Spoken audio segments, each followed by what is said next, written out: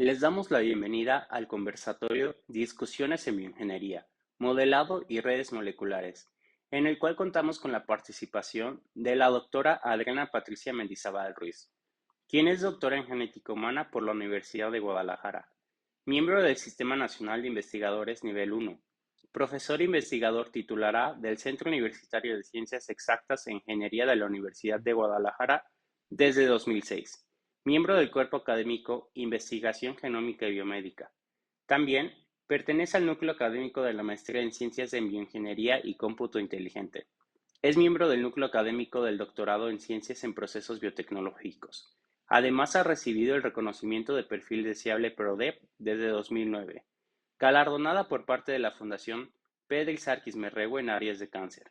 Cuenta con 18 artículos publicados en revistas indexadas, más de 20 presentaciones en conferencias nacionales e internacionales y ha dirigido 17 trabajos de licenciatura, maestría y doctorado.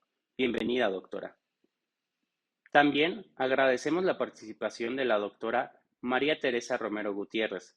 Ella es profesora en el Centro Universitario de Tlajomulco y actualmente es la jefa de la unidad de posgrados del Centro Universitario de Ciencias Exactas e Ingeniería de la Universidad de Guadalajara. Es química farmacéutica bióloga, maestra en ciencias médicas y doctora en ciencias biomédicas. Es miembro del Sistema Nacional de Investigadores Nivel 1. Tiene un índice H de 7 y cuenta con 12 artículos JCR, además de un capítulo en un libro. Sus líneas de investigación incluyen el estudio de sistemas genómicos, optimización del rendimiento de metabolitos de interés industrial y estudio de condiciones del neurodesarrollo por medio de multiómica que desarrolla como parte del Laboratorio de Información, Transómica y Conocimiento. Bienvenida, doctora. Además, agradecemos la presencia del doctor José Alejandro Morales Valencia. Es profesor investigador de la Universidad de Guadalajara, médico y doctor en genética humana. Actualmente funge como el jefe del Departamento de Bioingeniería Translacional y anteriormente fue el coordinador de la Maestría en Ciencias en Bioingeniería y Cómputo Inteligente. Es miembro del Nivel 1 del Sistema Nacional de Investigadores, tiene un índice H de 11 y ha publicado más de 20 artículos JCR y titulado a 10 maestros y doctores en temas relacionados con información en biología, mesoconectómica, aprendizaje profundo, análisis multiómico, entre otros. Dirige el Laboratorio de Información, Transómica y Conocimiento con más de 25 investigadores y alumnos.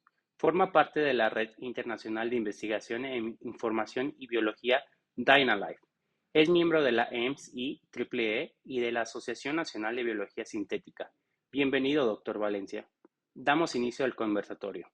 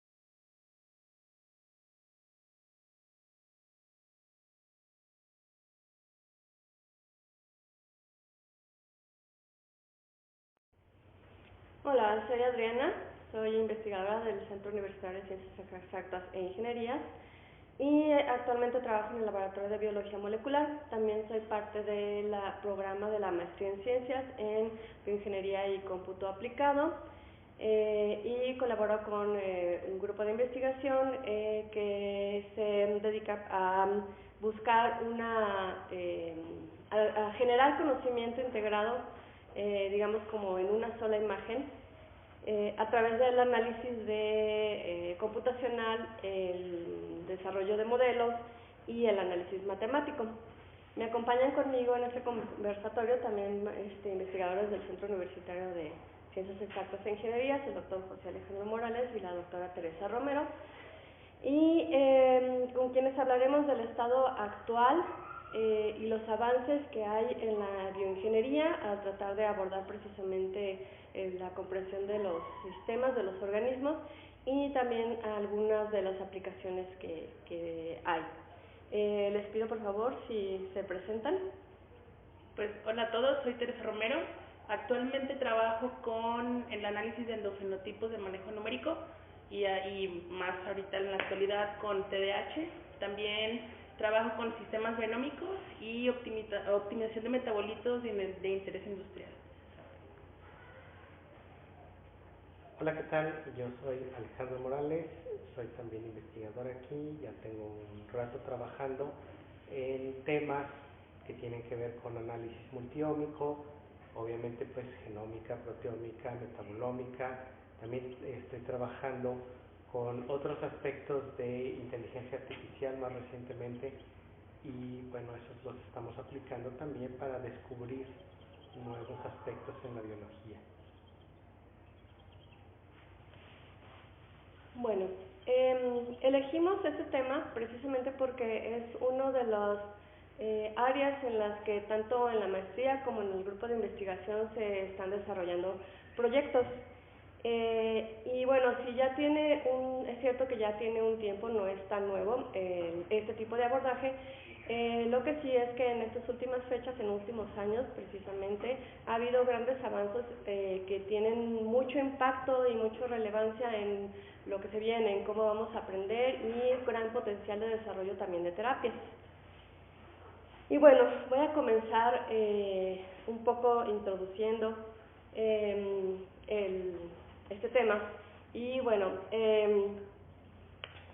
hoy en día sabemos que dado que los organismos y los sistemas son muy complejos, el tratar de abordarlos de una forma separada por sus partes nos ha mantenido limitados en poder ver el gran panorama completo.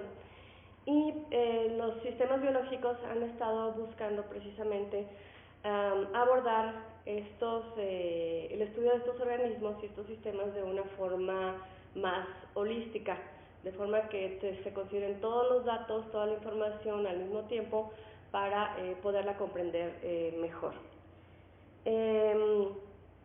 Entonces, los sistemas biológicos tratan de hacer un abordaje global a través de la información que se obtiene de experimentación, pero tratar de abordarla a través de un todo.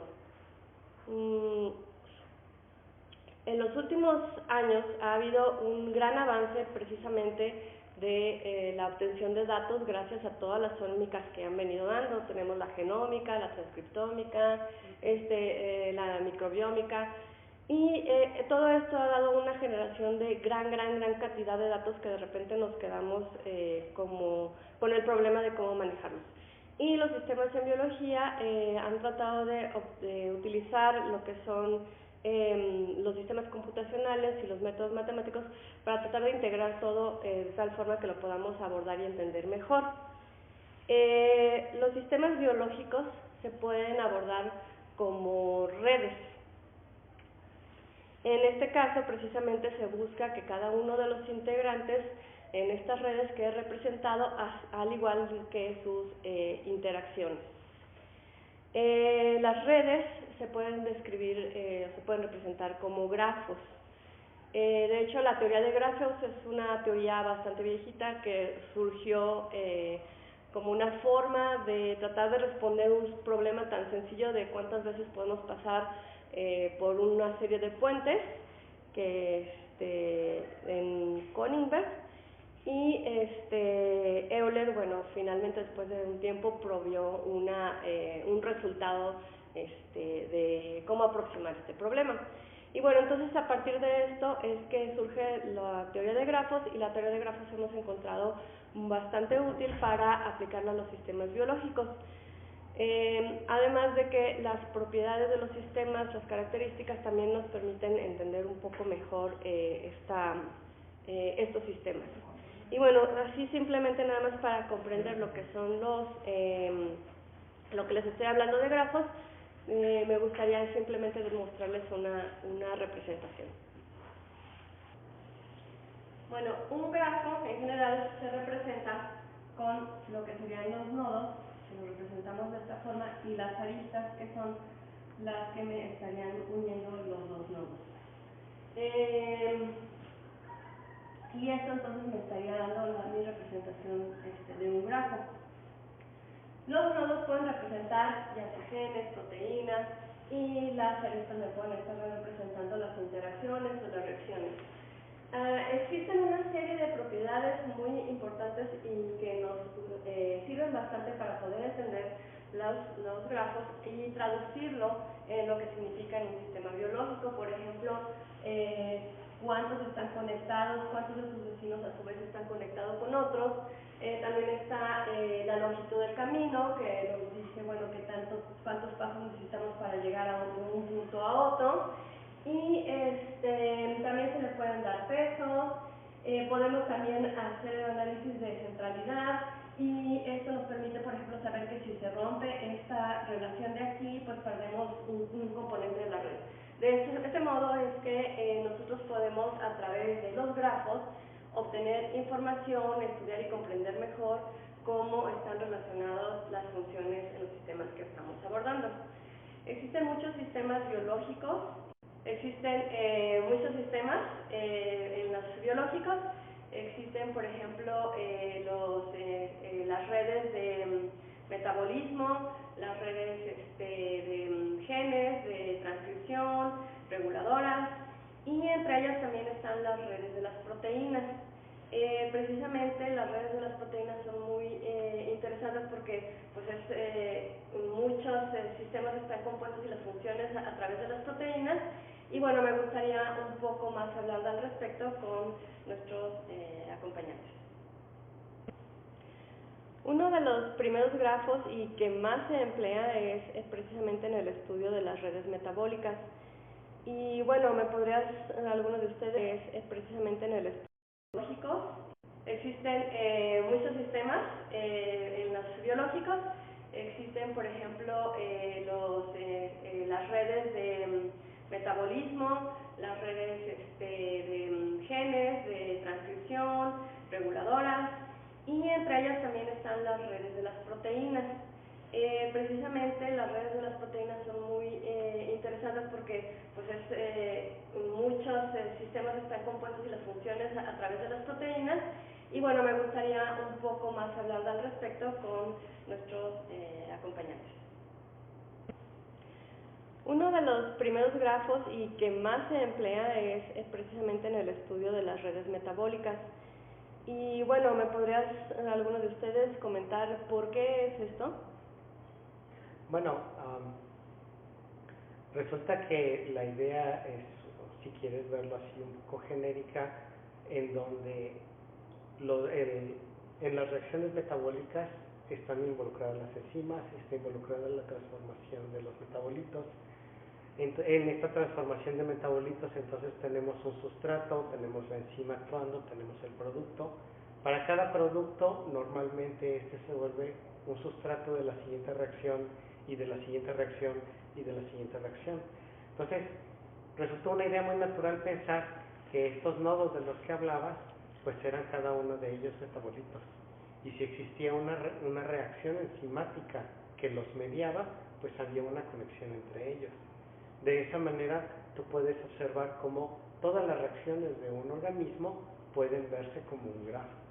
Sí, de hecho justamente hace muchos años que se empezó a estudiar el metabolismo, justamente utilizaban como un modelo reduccionista, porque entonces con los experimentos de laboratorio húmedo empezaban a ver que había justamente enzimas, pero tenemos metabolitos, ¿no? Y decías, bueno, pero si tengo esta enzima que no necesariamente es exactamente como la que estaba reportada antes, y tenemos el mismo metabolito, ¿qué está pasando, no? O sea, parecería como que hay una conexión entre todos estos elementos justamente que conforman esta gran red.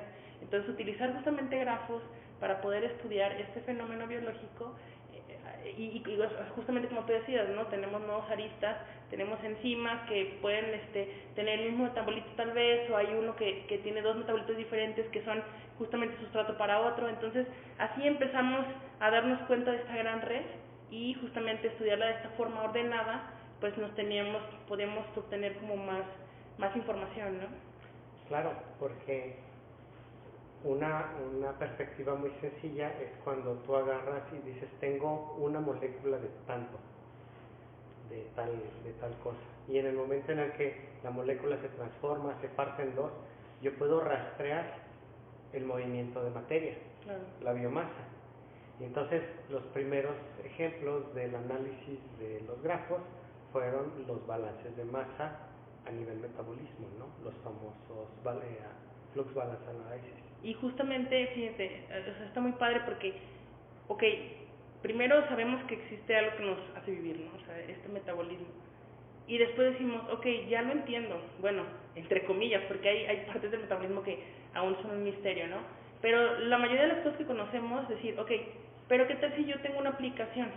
¿Qué tal si yo soy una persona que trabaja, por ejemplo, en la industria y tengo un metabolismo de interés, un metabolito, perdón? Si ya conozco el metabolismo, si ya conozco la ruta, ¿será que yo puedo alterar el metabolismo sin afectar todo lo demás? Porque sabemos que un grafo, al estar interconectado, si tú quitas algo, o sea, si tú desconectas, tú puedes decir, pues no pasó nada, pero realmente se te fue la luz del edificio, ¿no? O sea, haciendo una analogía. Pero en realidad, o sea, el conocer esta red así tan bonita a profundidad justamente nos hace poder pasar a otro nivel en el que tú puedes quitar y poner cosas sin afectar el alrededor, o tal vez sí, ¿no? De hecho, me parece que hay una de las colaboraciones que se tiene con un grupo de investigación que están interesados me parece Mejoramiento que tequila, sí. y me parece que ahí es un área donde se puede aplicar o han estado trabajando, ¿no? Sí.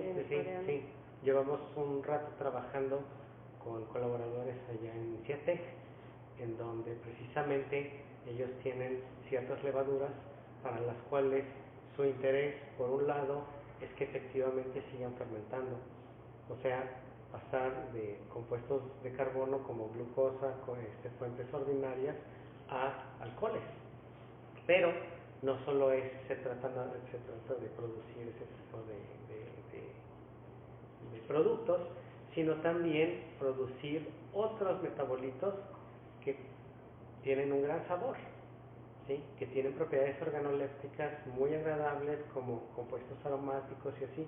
Y entonces precisamente un problema en el que nos venimos enfrentando es cómo ir orientando este metabolismo para que solito vaya haciendo las cosas. Porque el ejemplo que Tere nos estaba poniendo, pues es el ejemplo del knockout, es el ejemplo también más clásico, ¿no? En donde yo agarro, quito genes, y al momento de quitar un gen estoy quitando obviamente una enzima, estoy moviendo el metabolismo de una manera más brusca, o a lo mejor pongo un gen en la esperanza o en la expectativa de que por ahí se va a ir decantando el metabolismo, ¿no? Ya también sabemos que pues no es tan sencillo y hemos intentado muchas cosas, pero los modelos en sí mismos ya funcionan. Pero entonces ha sido un trabajo de colaboración en el que se trabaja en los modelos, en establecer la red, el grafo, y tratar como de hacer predicciones, de buscar qué es lo que se podría alterar o cambiar, y luego ya se van al laboratorio y ellos hacen los experimentos y ya les dicen sí, no, y entonces se buscan otros caminos, claro, o más o menos como es. Digo, por experiencia, la poca experiencia que tengo, fíjate que, por ejemplo, en el laboratorio húmedo, si tú quieres aumentar un metabolito, normalmente te vas a la literatura y dices, ok, quiero aumentar, no sé, la producción de algún éster, no sé, así te voy a dar un ejemplo así genérico.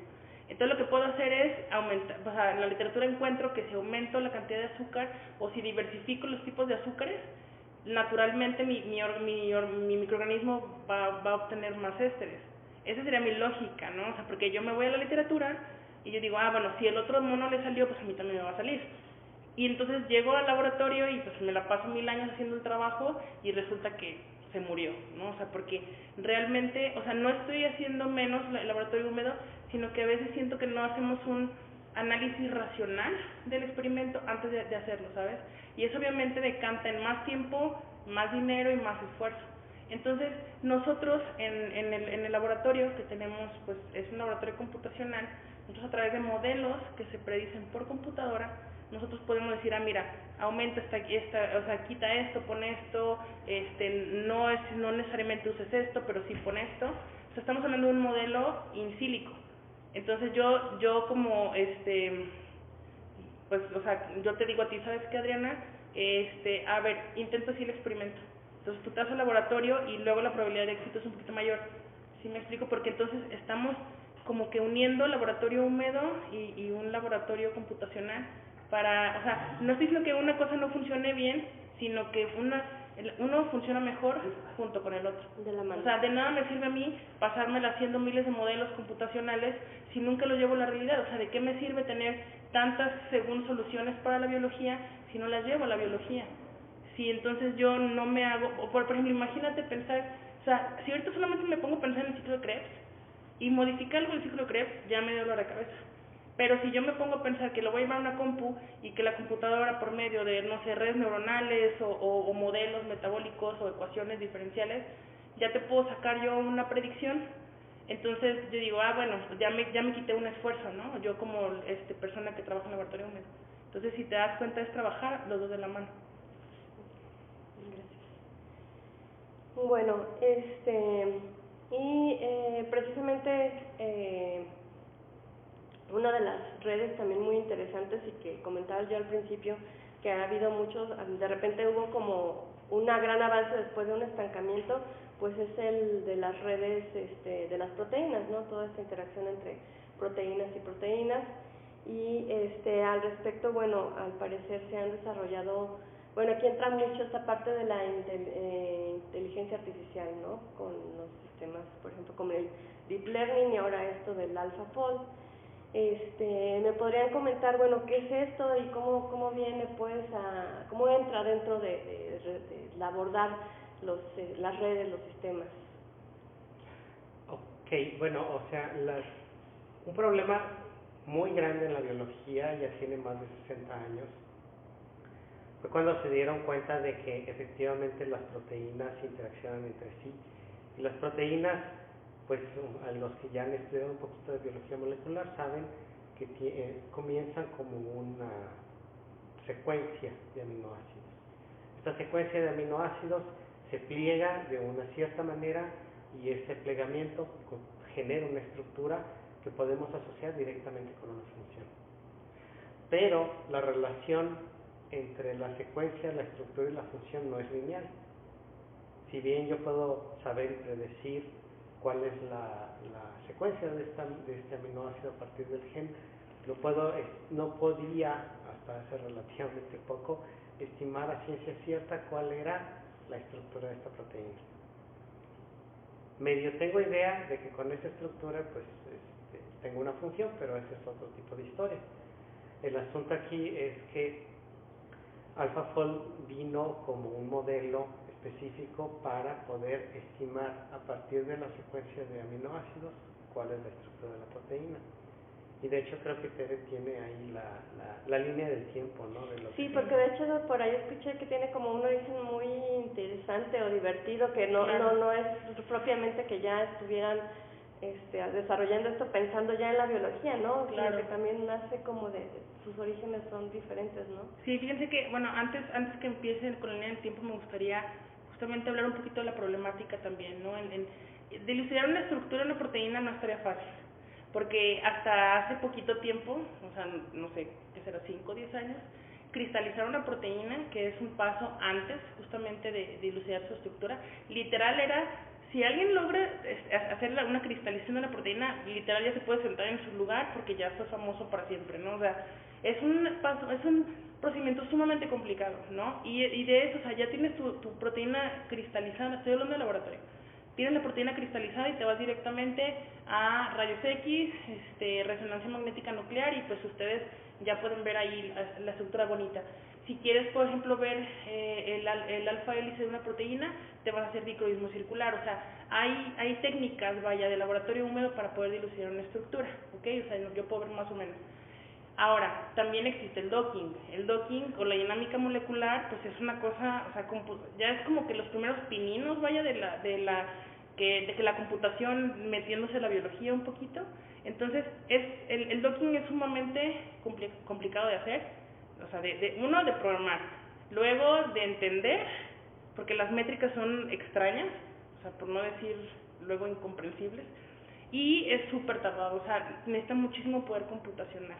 Entonces, y luego tiene fallo. O sea, de hecho, mucha gente que no le cree mucho a la parte in silico fue porque justamente luego el rango de error que tiene el docking antes, digo, estoy hablando de hace unos, insisto, 10 años, pues sí era un poquito alto, ¿no? O sea, porque estamos hablando de que si estamos viendo cuál es la distancia entre átomos, cuáles son las rotaciones, qué tan lejos está, o sea, si tienes puntos que están fuera, o sea, digamos que un átomo que no está donde debe estar, o sea, son varias cosas que tienes que tomar en cuenta cuando haces una estructura, ¿no? Entonces, no es trivial, ¿no? Y justamente decían, por eso Alejandro decía, es un problema que lleva 50, 60 años, ¿no? Y justamente la historia del AlphaFold es muy interesante porque AlphaFold pertenece a DeepMind, que DeepMind es como un mega monstruo de, pues puede ser de la computación, no sé. Pues de Google ahora, ¿no? Sí, ahora pertenece a Google, justamente. Sí. Pero entonces, ¿tú sabes más o menos de DeepMind? Sí, DeepMind empezó, si mal no recuerdo, pues obviamente como esta empresa que estaba buscando desarrollar la inteligencia artificial, y lo que yo recuerdo es que primero comenzó jugando ajedrez. Nunca le hicieron mucho auge a esto, porque ya para entonces, cuando empezó hace 12 años, un poquito más, pues ya había muchas computadoras que eran campeonas en ajedrez, muchas. Y entonces realmente no ofrecía nada nuevo, salvo por la aproximación, el abordaje, ¿no? Porque no, los algoritmos que tenían eran más de otro tipo de corte, no eran de este tipo de algoritmos de inteligencia artificial que no tienen propiamente soluciones preprogramadas, sino que las van literalmente aprendiendo mientras se entrena el modelo. Y bueno, ganó en ajedrez contra incluso las mejores computadoras.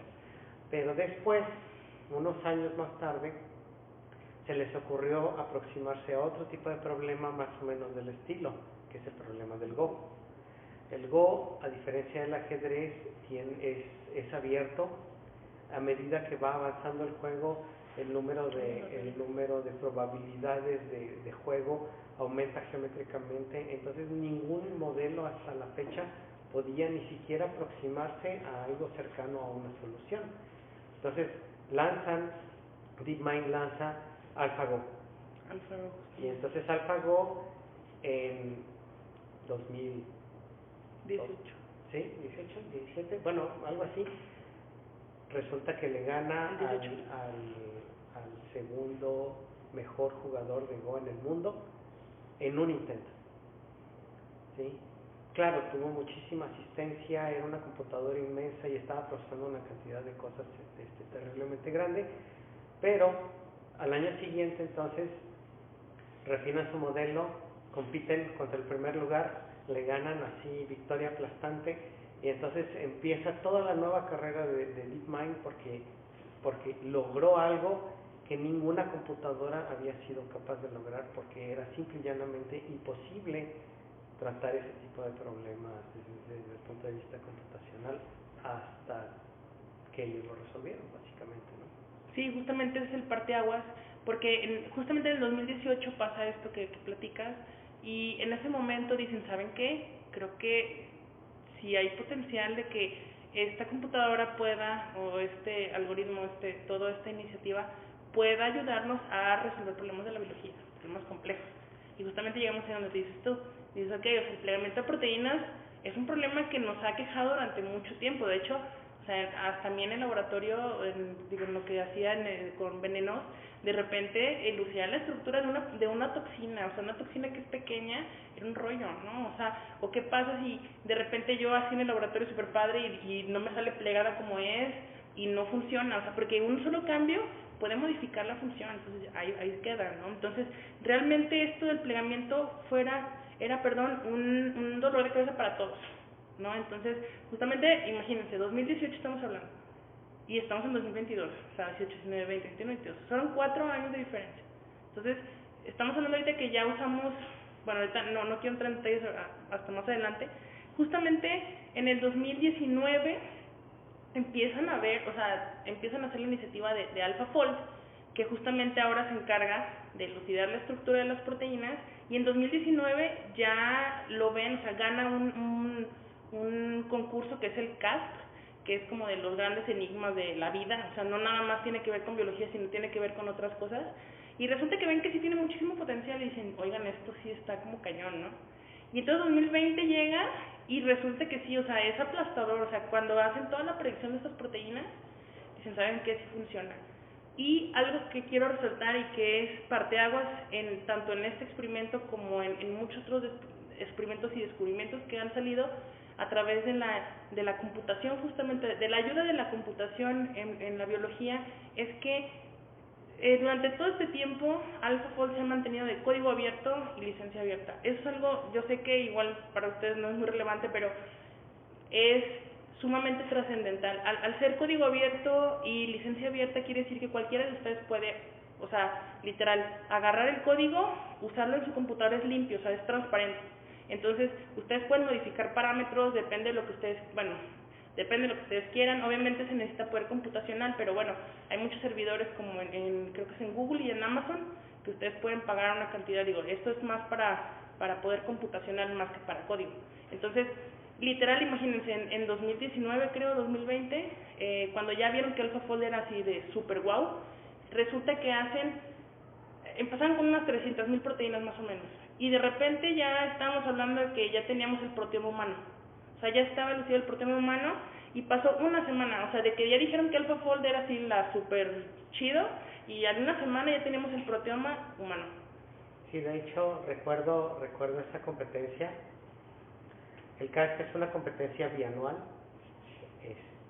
y en ese sentido, una de las grandes avenidas de esta competencia era el plegamiento del 30% de precisión. Y ¿no? Porque al principio eran solo las monoméricas, y ya después abarcó las multiméricas también. Sí, y entonces pues ya básicamente después de eso dijeron, el problema ya está resuelto. Sí, justo. O sea, literal. Sí. Ya están básicamente cancelando esta parte del CAS porque ya no hay necesidad de competir más. Y entonces ahora sí ya tenemos estos modelos de AlphaFold. Como dijiste, un año después liberan el código y ya todo el mundo lo puede usar, y es cuando ya estamos hablando de las 300,000 proteínas, del proteoma humano.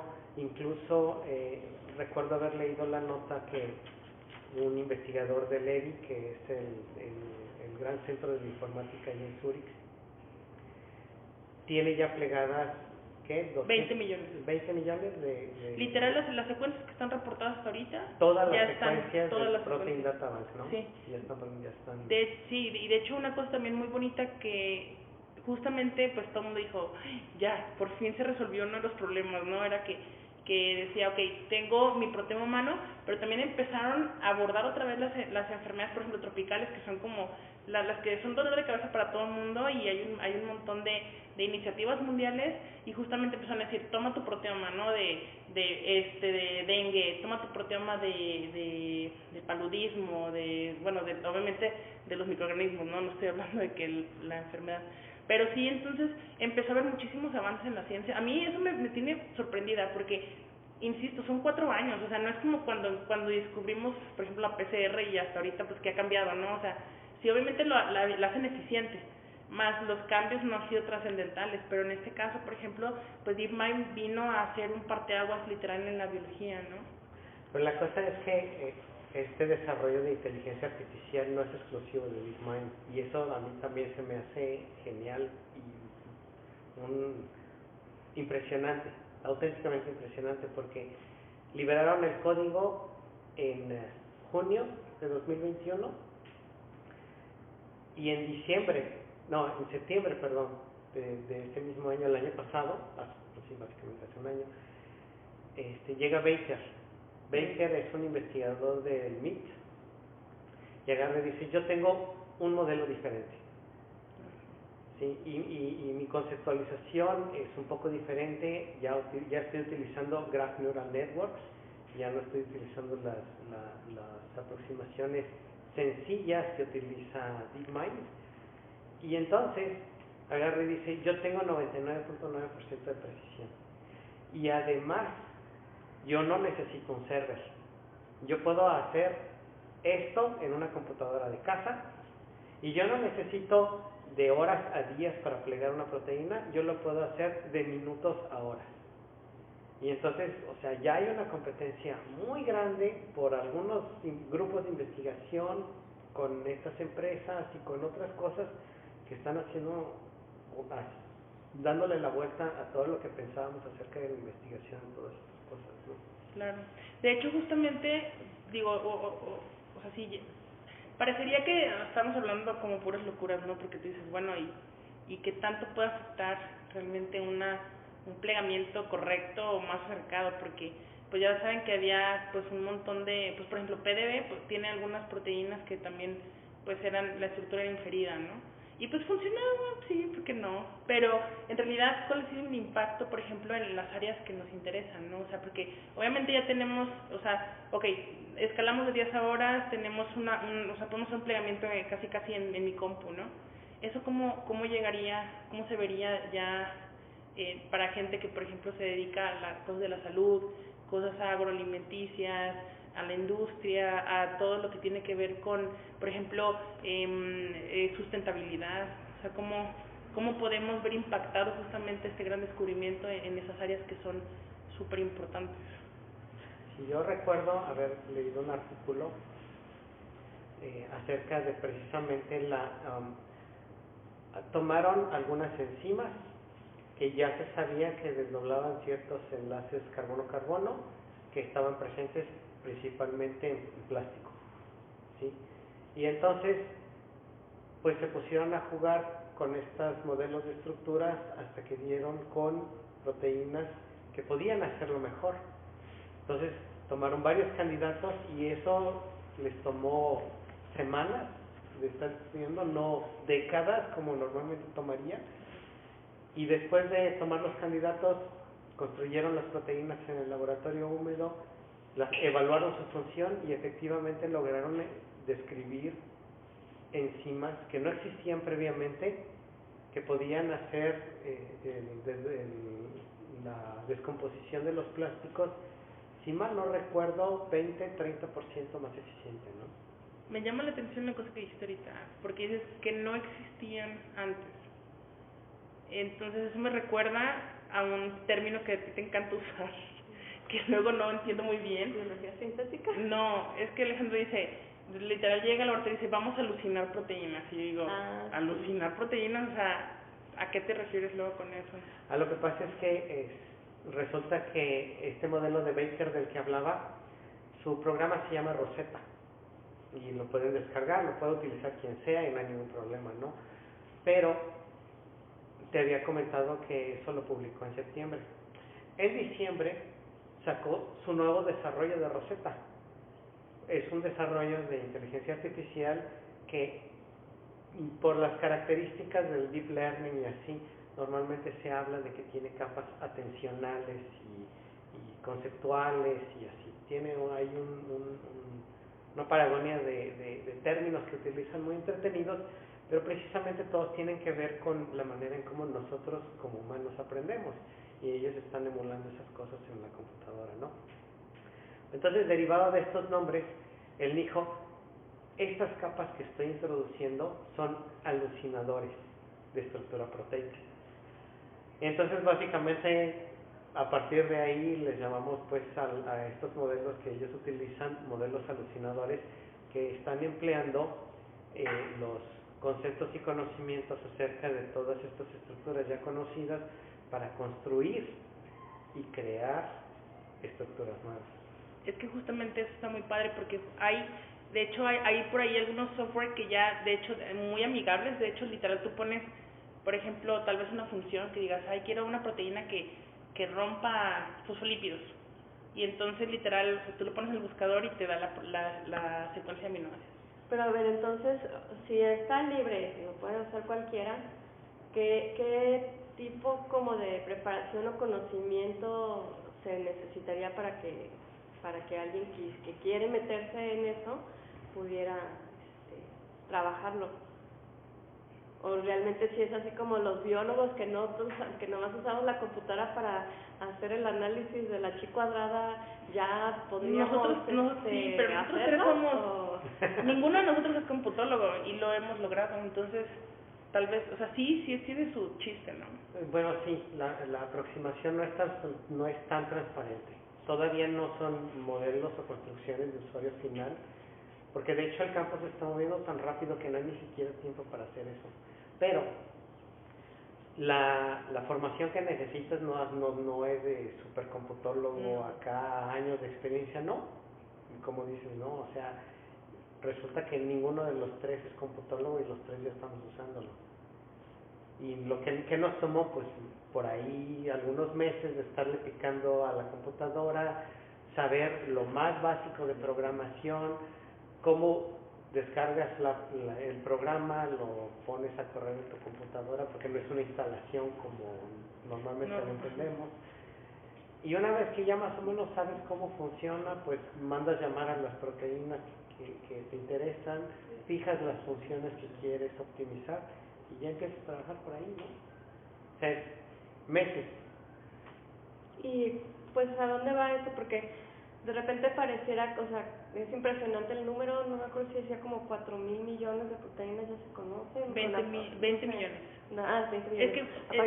Pero entonces dices, bueno, o sea, tenemos muchísima información, nosotros otra vez volvemos a lo mismo, ¿no? O sea, tenemos mucha información y ahí está, y háganla, y cualquiera baje. ¿Tienes una pregunta? O incluso como que vamos a llegar al punto así de, pues, ¿qué más nos preguntamos, no? No sé, de repente, o sea, es como que ha habido varios puntos en los que de repente te contamos con mucha información, muchos datos, y luego como que se quedan estancados ahí porque pues no toda la gente puede acceder a él, o bueno, aunque sea gratis, pero trabajarlos, ¿no? O o no sé, nada más es como la emoción del momento y luego ya se baja y ya no siguen, o sea, quieren seguir buscando otras cosas y no utilizar esto que se tiene, ¿no? Entonces, de repente para mí como que me pregunto, bueno, tenemos toda esta información, todas las proteínas, todo el proteoma, podemos hacer muchas cosas, pero por ejemplo ustedes que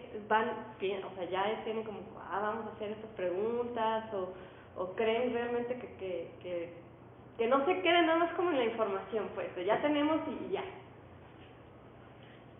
A ver, yo tengo dos cosas que decir al respecto. Una de ellas es que, a ver, tienes toda la razón, obviamente. Antes teníamos el problema de que no teníamos datos, teníamos más preguntas que respuestas, obviamente. Toda la vida va a ser igual, ¿no? Siempre vamos a tener más preguntas que respuestas. Anteriormente, en el caso era, tenemos muchas dudas, pero no tenemos información. Necesitamos generarla, bueno, no generarla, bueno, sí, generarla en el laboratorio, ¿no? O sea, si quiero saber más información de un nivel de expresión de una proteína, pues, ¿qué hago? Hago un experimento, ¿no? Bueno, hacía un experimento. Ahora con las nuevas plataformas de secuenciación y con un montón de herramientas que tenemos a la mano, ya tenemos, como tú dices, esta cantidad que te rebasa, ¿no? Pero fíjate que una de las claves para que en tan poco tiempo todas las proteínas que están en la base de datos de UniProt es la base de datos mundial más grande de proteínas, que justamente es parte de EBI. Ellos, el director de EBI, junto con los de DeepMind, justamente se sentaron y dijeron, a ver, tengo una super herramienta, tengo muy poquitas proteínas que ya están elucidadas de su estructura, ¿qué podemos hacer juntos? Y entonces, ¿qué hicimos? Ok, primero vamos a ver qué tenemos. Tenemos un cochinero, así, porque hay muchas secuencias que de repente había un errorcillo, ¿no? Que a mí me pasó también que de repente una proteína que estábamos estudiando hace muchos años, cuando la persona que hizo el experimento estaba capturando no capturó bien un dato. Entonces, en lugar de una isoleucina, no me acuerdo qué aminoácido era, obviamente eso tuvo consecuencias grandes porque resulta que era de una toxina y que no cabía ahí, que nunca salió el experimento, ¿sabes? Entonces, obviamente, ahí tenemos una tasa de error por ahí, sobre todo de las proteínas que se hacían al principio, porque era manual la captura. Entonces, justamente dijeron DeepMind y este señor dijeron, a ver, sentémonos, clasifiquemos, porque UniProt tiene un apartado que se llama SwissProt, que SwissProt es de una universidad que justamente se encarga de curar, que se refiere a analizar de manera muy racional las proteínas, para ver si es la función que dicen, si la estructura cuál es, si tiene un dominio, etcétera, etcétera, ¿no? Pero la clave aquí fue que se pusieron de acuerdo, que se sentaron así como estamos nosotros sentados y dijeron, ¿qué vamos a hacer?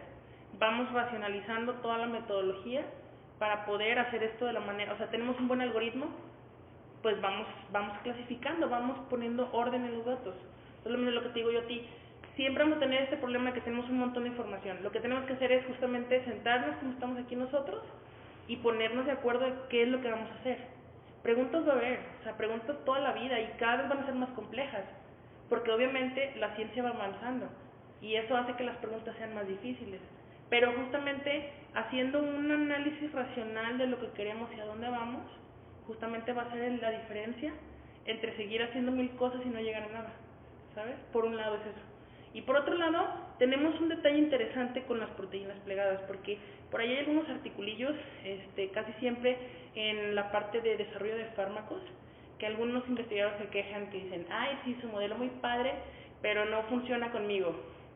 ¿Pero por qué no funciona? Pues resulta que hicieron un experimento una vez en el que estaban tratando de buscar justamente la interacción de fármacos con algunas proteínas de una bacteria. Se estaban buscando fármacos antibióticos, con potencial antibiótico. Pero resulta que, o sea, AlphaFold ha crecido mucho y no todas las áreas de la ciencia crecen como a la misma velocidad.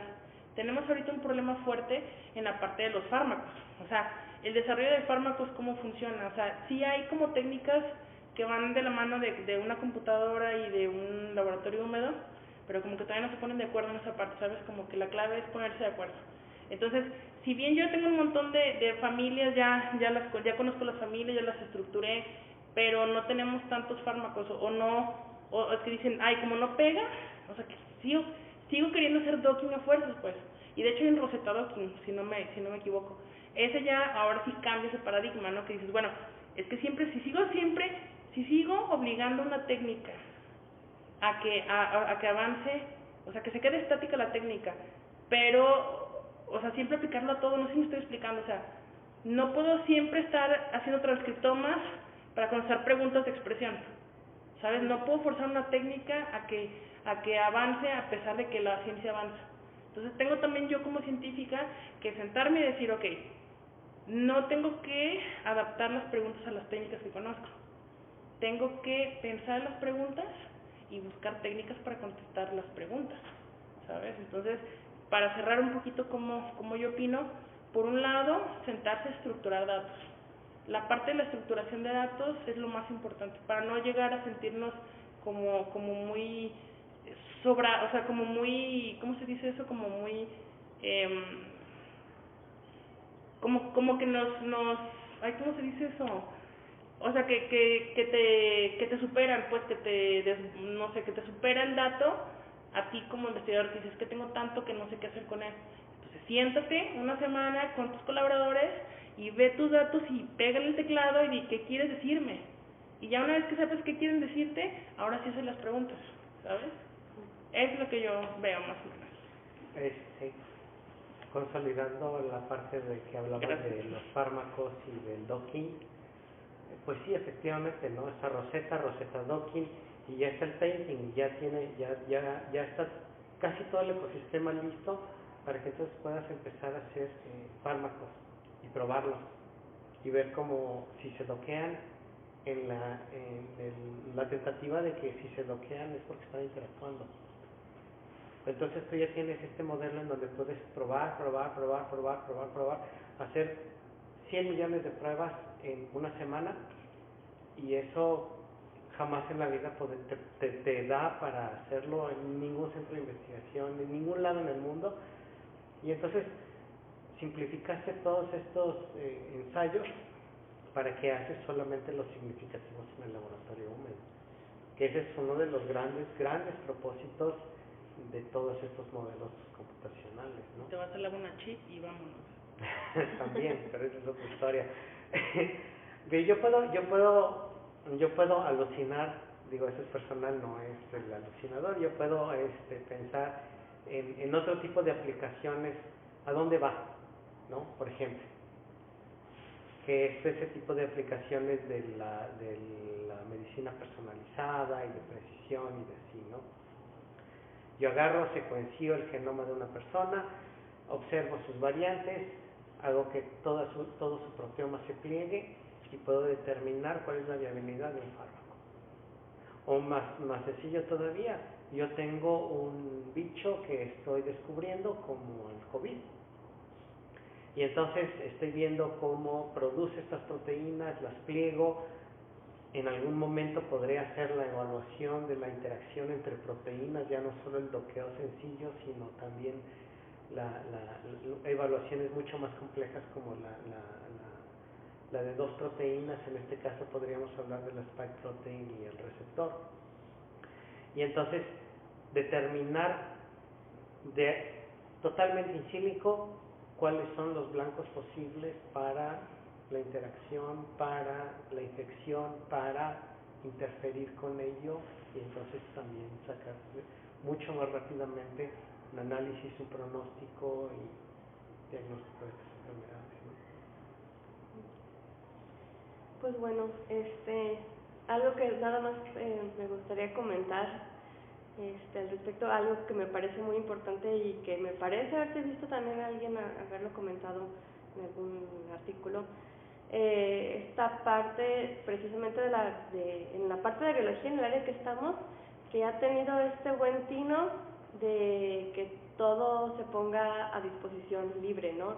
Entonces creo que ha sido como algo que ha permitido que avance mucho el conocimiento y las herramientas y lo que hemos alcanzado, porque tanto todas las iniciativas, desde lo del genoma humano, que empezaron a ponerlo en una base abierta y que con esto siguieron también muchas otras bases de datos también que se generaron, que son abiertas, y luego que estos se sumaron estos grupos que hacen los algoritmos, el desarrollo de las herramientas para hacer los análisis, que también lo ponen libre.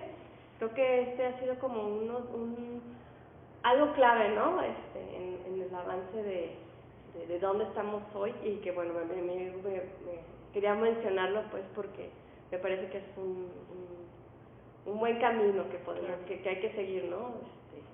Trabajando. Sí, de hecho yo, así directo a la cámara, les digo, por favor, ustedes que hacen datos, todos genetistas que hacen biología molecular, yo sé que cuesta mucho dinero, o sea, sé que es difícil generar datos en laboratorio, sé que es complicado muchas veces porque no tenemos dinero, no sé qué, pero lo que dice Adriana es clave, o sea, gracias a muchas personas que han decidido compartir este conocimiento con el mundo, es que podemos avanzar, ¿no? O sea, vean nada más cómo fue el curso de esta pandemia que tuvimos con el SARS-CoV, ¿no? O sea, en cuanto casi descubrieron que estaba que teníamos este virus ahí rondando, ya teníamos el genoma, y del genoma ya teníamos el proteoma, y del proteoma ya empezamos. Entonces, y no sé si vieron ustedes, pero todos los artículos relacionados con COVID, por ejemplo, eran libres, no importaba que fuera de Nature, que fuera de Science. Entonces, tienes toda la razón, o sea, por favor, yo sé que luego todos somos celosos de nuestras cosas, pero realmente vean la contribución de ustedes como científicos al mundo, de poder poner a disposición sus datos, todo lo que han descubierto para toda la comunidad científica. Y ya. Sí, estamos. Pues no sé si quisieran cerrar con algún otro comentario, algo que nos quisieran decir. Vengan a nuestra maestría de bioingeniería y computación. Aquí pueden hacer todo eso, pueden plegar proteínas, pueden alucinar como Alejandro, podemos hacer cosas de biología molecular. Sí, porque a final de cuentas lo que nos encargamos de hacer pues aquí en el laboratorio pues es consolidar estas herramientas, ¿no? Y y entenderlas y poder jugar con ellas y poder pues alcanzar nuevas cosas diferentes. Y esto ya después nos preocupamos por ver si aplica en el genoma humano, si aplica en el genoma bacteriano, si aplica en las levaduras, porque la biología es común a todos nosotros, ¿no? Claro, de hecho. Pues muchas gracias y nada más, creo que para terminar, a lo mejor de repente quieran saber qué es lo que se ha estado trabajando, qué es lo que hemos trabajado. Y bueno, en la página de CUSEI tienen ahí nuestros perfiles y alguna de nuestra información, pues, sobre los artículos que están relacionados con lo que hemos estado trabajando, por si de repente en este conversatorio les quedó la duda. Y pues muchas gracias. Gracias. Gracias.